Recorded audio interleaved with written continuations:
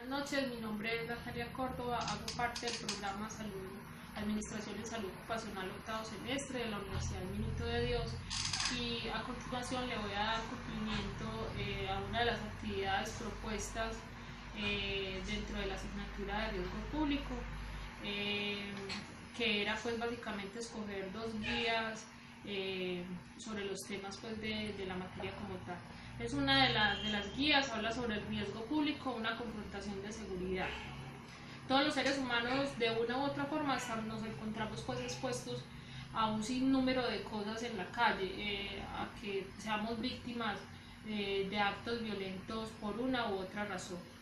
En materia de salud ocupacional, el riesgo público comprende actos malintencionados que afectan de una u otra forma la salud de los trabajadores. Por ejemplo, el robo, el fleteo, algunas acciones que pueden generar desórdenes públicos, pero que son consideradas más como secundarias, ¿cierto? Pueden generar también actos violentos.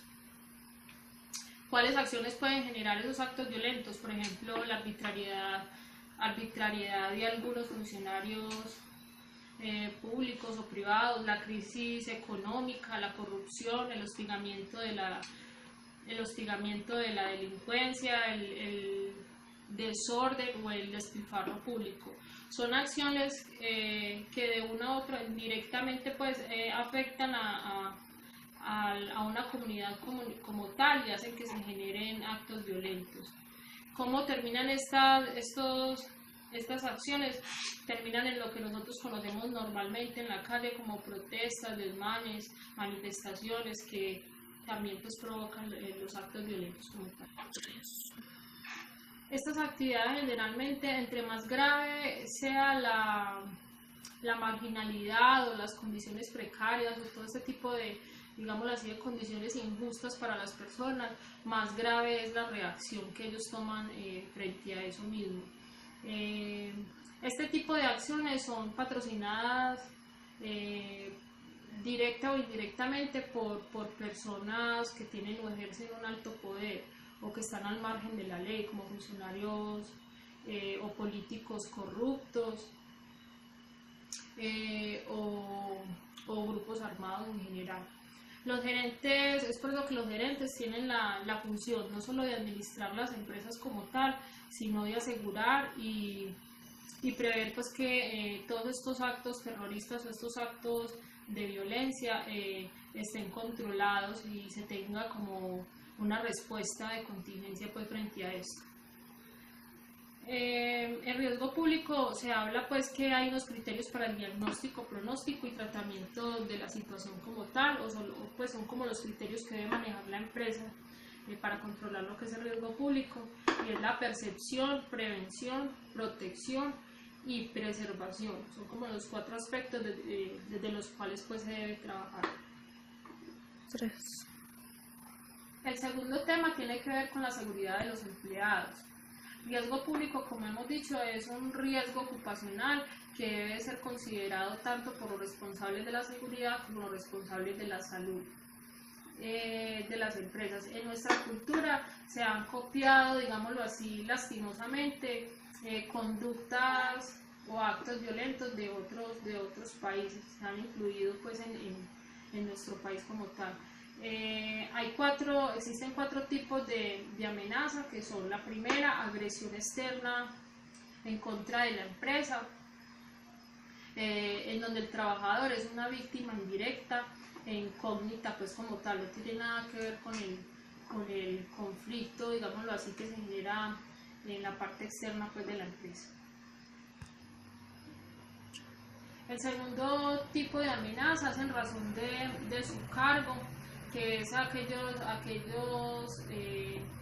trabajadores que tienen un cargo pues alto en la empresa o que ejercen pues un cargo alto en la empresa, como son los directivos, los gerentes, administradores, que por la misma condición pues de tener ese cargo se ponen pues en riesgo como tal de ser blanco, por ejemplo, de extorsiones o de secuestros o de actos violentos pues en general. La tercera amenaza es la individual y selectiva, que se refiere más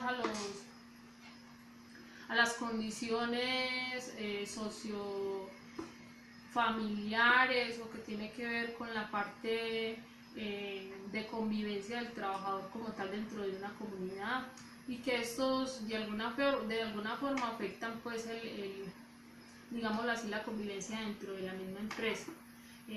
Por decir algo,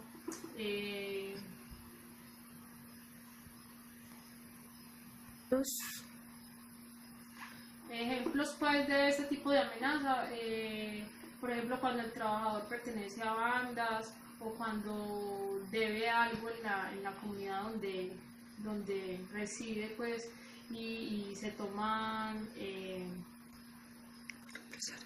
represalias o ese tipo de cosas. Todo eso se considera pues como ese tipo de amenazas. La cuarta es la indiscriminada, que es cuando decimos que el trabajador está en el lugar y en la hora menos adecuada, y se genera pues algún trauma. Por decir algo, el trabajador se encuentra en el centro de la ciudad o algún tipo de cosas de esas, y sucede que hay una manifestación o hay un acto terrorista en contra de una entidad pública, todo ese tipo de cosas, y se ve afectado por eso.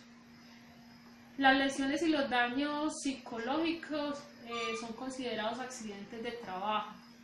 Por eso es tan importante desde las empresas trabajarlo todo lo que tiene que ver con riesgo público, porque el riesgo público como tal, aparte de dejar lesiones físicas, deja daños psicológicos, y ahí es donde entra el papel pues, y la responsabilidad de salud ocupacional, en la obligación pues, de proteger a ese trabajador contra ese tipo de traumas o daños psicológicos que sufre cuando es víctima de un acto violento.